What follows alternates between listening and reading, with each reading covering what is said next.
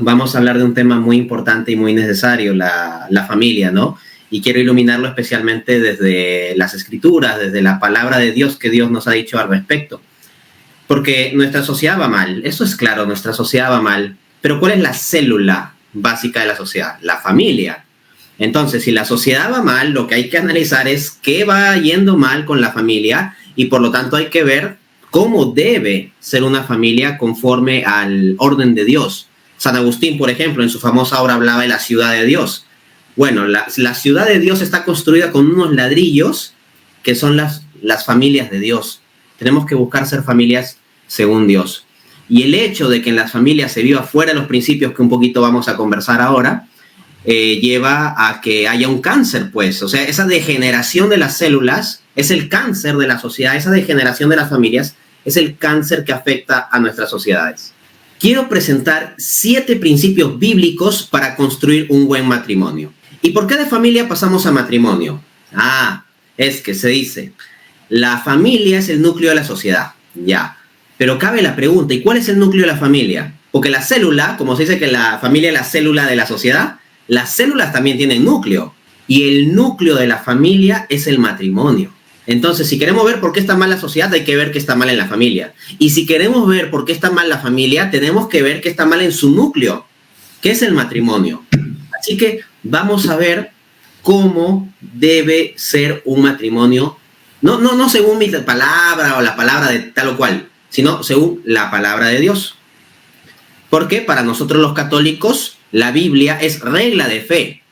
La distinción con los protestantes es que los protestantes lo ven como la única regla infalible o la única regla, dependiendo de con qué denominación se encuentre uno, y pues muchas veces no se toma en cuenta la tradición o el magisterio, o en caso se los tome en cuenta, no se los ve como falibles o como infalibles o vinculantes, ¿no? Pero la Escritura ciertamente es regla de fe para el católico. Vamos a esto. 7 principios. Principio número 1 para construir un buen matrimonio. Abnegación. Abnegación. Marcos 8:34. Dice nuestro Señor, el que quiera seguirme, que renuncie a sí mismo, que cargue su cruz y me siga. Cuento una anécdota curiosa. A mí cuando me preguntaban, ¿cuál es la base bíblica para el matrimonio? Yo de chistoso decía, la base bíblica del matrimonio es Marcos 8:34, cargue su cruz y me siga. Y yo lo decía de broma, ¿no? Que el matrimonio es una cruz y todo eso. Sí. Pero ¿saben qué? Luego, repasando el catecismo en la Iglesia Católica para preparar mi programa Respuestas Apologéticas, del cual hubo 70 episodios que di para HM Televisión de España, preparando mi programa sobre el matrimonio, revisé el catecismo y me encontré que ese texto bíblico es citado por el catecismo al hablar sobre el matrimonio. Qué alucinante. Yo lo decía como de broma, una broma para expresar una verdad en serio, pero el catecismo lo dice muy en serio ese texto bíblico. Entonces, cuando uno busca lo suyo, destruye el amor, destruye la familia. Nótese lo que dice el apóstol Pablo en 1 Corintios capítulo 13, cuando habla sobre el amor. Dice que el amor no busca lo suyo. Pero ¿qué pasa en aquella casa en donde todos tienen derechos y nadie tiene deberes? El esposo pide sus derechos, busca lo suyo nomás. Y la esposa busca lo suyo y sus derechos. Y los hijos salen igual en consecuencia, ¿no? Entonces, cuando cada uno busca lo suyo, se crea un caos, una competencia, un conflicto. De lo que se trata es de ser abnegado para construir un buen matrimonio, de saber renunciar a uno mismo. Uno tiene que ubicar cuáles son los aspectos de sus conductas o sus actitudes que molestan a su esposa o que afectan a su esposa. Y si se trata de hacer un cambio que no lleve a algo ilegítimo o pecaminoso, habría que hacerlo. Por ejemplo, supongamos, por poner un ejemplo un poco tonto, pero que quede muy clara la idea. Imaginemos que a mí me guste todos los días vestirme de rojo, ¿ya? Siempre vestir de rojo. Pero supongamos que mi esposa odia el color rojo. Entonces, ¿no usar el color rojo o usarlo es pecaminoso? No, en sí mismo no es pecaminoso. Dado esto, ¿podría yo, por amor a mi esposa, omitir eso? De acuerdo a un estándar cristiano, no solo podría, debería. O sea, si no me es absolutamente necesario y si el dejar algo no es pecado, pues yo debo dejarlo por amor a los demás, debo negarme a mí mismo. Entonces cada uno piense, ¿cuál es ese algo que uno debe negar de sí mismo por el bien de su esposa? Y que piense la esposa, ¿cuál es ese algo de ella que ella debe negar de sí misma por el bien de su esposo? Y así será un matrimonio cristiano. Principio número 2, entrega. Efesios 5:25. Dice el apóstol Pablo, esposos, amad a vuestras esposas, así como Cristo amó a la iglesia y se entregó a sí mismo por ella. Entregarse, darse del todo. Cristo se dio del todo a sí mismo. Cristo no se guardó nada. Cristo dio todo su cuerpo allí en la cruz. Se dio a sí mismo, incluido su padecimiento espiritual. Y el apóstol Pablo nos llama a los esposos a hacer eso, a darlo todo. Entonces, cuando uno quiere construir un matrimonio auténticamente cristiano, no tiene que estar preguntando en qué voy a recibir. A lo que tiene que estar atento es qué puedo dar. Y puedes dar una sonrisa, un piropo, puedes dar un preparar el desayuno en la mañana, un lavar los platos, un salir a comprar hamburguesas, un ir al parque de diversiones, salir a una cena romántica, dar tu tiempo, dar tu cansancio. Hay una canción en misa, ¿no?, que dice, mi cansancio, que a otros descanse. Bueno, tienes que pensar eso. Como esposo, por ejemplo, ¿cuándo es la última vez en que tu cansancio ha hecho cansar a tu esposa? Ha hecho descansar, perdón, a tu esposa. Tu cansancio, algo que a ti te haya costado, ha hecho descansar a tu esposa. Y si no puedes ubicar pronto una circunstancia en que tu cansancio la haya hecho descansar a ella, tienes que evaluarte. Y lo mismo han de pensar las esposas. ¿Cuál es la última vez en que el cansancio de ustedes, esposas, ha hecho descansar a su esposo? Y si no se les ocurre una ocasión próxima, hay que evaluarse. Principio número 3, cariño. Efesios 5:33. Por lo demás, que cada uno de vosotros ame a su mujer como a sí mismo. El apóstol Pablo dice que uno a su propio cuerpo lo cuida. Entonces uno, pues, qué sé yo, se engríe, ¿no? Se come un heladito, está bien bañadito, se echa su crema, se afeita, qué sé yo, ¿no? Uno cuida su cuerpo. Y el propio apóstol Pablo en Efesios capítulo 5 apunta a eso, que nuestra carne nosotros la tratamos con cuidado. Y por lo tanto, como en el matrimonio nos hacemos una sola carne, tenemos que cuidarnos. Entonces, la esposa cuidar con cariño del esposo. Y el esposo cuidar con cariño de la esposa. Y ahí digo, pregúntense, ¿cuándo es la última vez en que habrán dado alguna muestra de cariño a su cónyuge?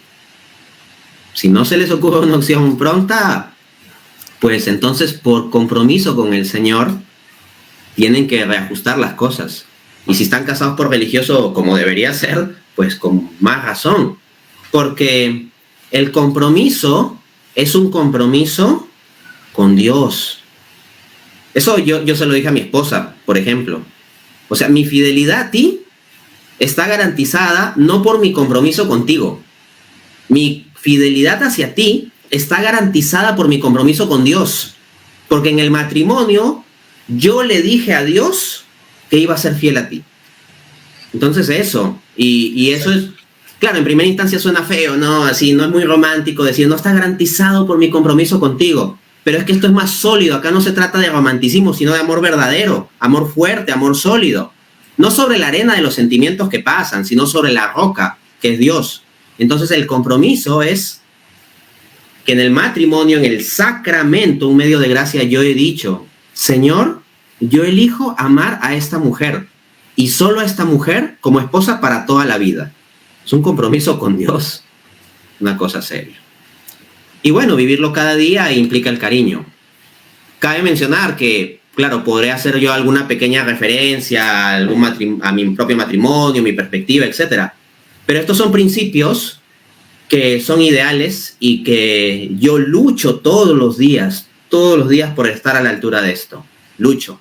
Pero no se piense que porque yo estoy hablando de estos principios soy el esposo perfecto que no falla en nada. Pero es que la vida cristiana es una lucha. Y yo he tenido mis fallos y seguramente podré pensar en fallos míos en cada uno de estos 7 principios.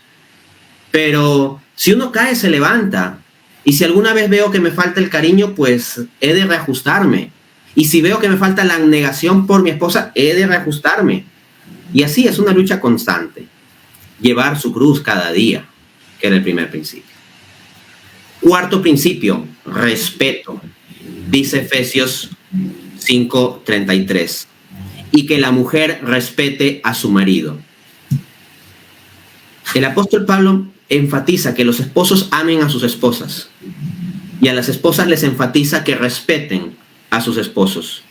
Hoy en día se ha perdido mucho, lamentablemente, en nuestra sociedad con el avance del feminismo, este respeto al varón. Ciertamente no tenemos un respeto basado en el miedo, en que haya un sistema, no sé, machista, en que el hombre menosprecia a la mujer, la maltrate, le pegue. No. O sea, no hablo de temor aquí o de servilismo, sino de respeto. Pero eso es algo que se ha ido perdiendo, ¿no? La lógica democrática ha entrado demasiado en los hogares y todos opinan, pues, ¿no? El papá, la mamá, los hijos, el hijo adolescente, la hija pequeña y el perro también opina. Entonces, todo el mundo ahí, no hay una jerarquía, no hay un orden, no hay una estructura, no hay un respeto. Es malo que se pierda eso. Y en una familia cristiana debe haber un orden, una estructura, una jerarquía, un respeto. Quinto principio, fidelidad. Mateo 19:6. Palabras de la santa boca de nuestro Señor Jesucristo. Así que ya no son 2, sino una sola carne. Por tanto, lo que Dios ha unido, que no lo separe. Ahí está. En el sacramento del matrimonio, yo me encuentro unido con mi esposa. O sea, si yo lo separo, yo no estoy rompiendo un contrato civil entre 2 individuos particulares. Yo estoy rompiendo una unidad unida por Dios. Y eso es una falla grave ante el Señor, no meramente ante mi esposa. Entonces, la fidelidad es fundamental. Y esa fidelidad hay que sacarla desde el Señor, sobre todo. A ver, si uno es fiel a su pareja simplemente porque en apariencia se ve bien, oye, ¿y qué pasa si le sucede un accidente en el rostro? ¿Qué va a pasar cuando envejezca? Porque tú también vas a envejecer, pero uno como se fija nomás en el otro, que envejeció el otro.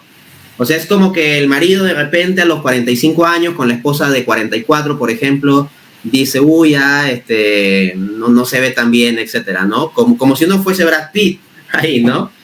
Pero bueno, en todo caso, la apariencia es algo que va cambiando y que, se va perdiendo. Una fidelidad basada en eso no es una buena base. Las cosas pueden fluctuar. Si tú eres fiel a tu pareja porque te trata bonito, ¿y qué va a pasar el día en que te trate feo? Si tú eres fiel a tu pareja porque siempre está atenta a ti, ¿qué va a pasar en el día en que esté ocupada tu pareja con otras cosas, como por ejemplo los hijos? Que hay un hijo enfermo y ya no esté tan atento tu cónyuge a tu persona. ¿Le vas a ser infiel? Entonces, la base de la fidelidad no puede ser algo que cambie, que fluctúe. La base de la fidelidad tiene que ser algo sólido. ¿Y qué es lo que está siempre? O sea, los esposos no se sonríen todos los días. La esposa no va a estar siempre maquillada. Y el esposo no va a tener siempre, pues, como si hizo un abdomen de six-pack, ¿no? Ahí bien musculoso y todo eso, ¿no? O sea, esas cosas no permanecen. Lo que permanece todos los días es Dios. Dios existe hoy y ayer y mañana. Porque Dios es atemporal y trasciende eso. Dios está todos los días. Eso es permanente. Mi compromiso de fidelidad, el compromiso de fidelidad en un matrimonio cristiano debe ser para con Cristo. Lo que Dios ha unido, para con lo que Dios ha unido. Principio número 6. Autonomía. Génesis 2:24. Por lo tanto, dejará el hombre a su padre y a su madre, y se unirá a su mujer, y serán una sola carne. Piénsese en cuántos conflictos en los matrimonios se dan. Es alucinante la cantidad de conflictos asociados a que el padre o madre de alguno de los cónyuges, de forma directa o indirecta, se mete en la relación. En el caso de aquellos que viven en la casa de sus padres, esos conflictos son aún más comunes y grandes. Y eso lleva a la degeneración de la calidad de la relación de pareja normalmente. No digo que vaya a pasar en el 100% de los casos, pero estadísticamente hablando pasa en la mayoría. Por eso es grande la sabiduría bíblica y se demuestra en la evidencia de esto de dejar al hombre a su padre y a su madre. ¿Qué pasa con aquel marido que sigue siendo hijito de mamá cuando debe ser señor de la casa? Ese marido que sigue siendo hijito de mamá viene con tonterías como decir, es que mi mamá cocinaba mejor que tú, mi mamá sí me sabía cuidar, o si no lo dice, al menos lo piensa. Eso hace fallar las cosas. ¿O qué pasa con la mujer que apenas hay una pelea en la casa, va y le cuenta a la mamá? ¿Y quién es la mamá de la mujer? La suegra del marido. Ahí está la dificultad. La mamá linda de la mujer es la suegra del marido. Entonces, lo que puede pasar es que si hay conflictos en el matrimonio, deben resolverlo entre ustedes. ¿Por qué inmediatamente contar a la vecina? ¿Por qué inmediatamente contar a la mamá, al papá? No. O sea, la sabiduría bíblica dice, el hombre dejará a su padre, la mujer dejará a su madre, serán una sola carne. Yo no digo que no haya comunicación, ojo. Pero lo que sí digo es que las dificultades, los problemas de pareja, en principio hay que verlo en la pareja. Y en todo caso, si uno va a pedir consejo, pidan consejo, por favor, a una persona espiritual.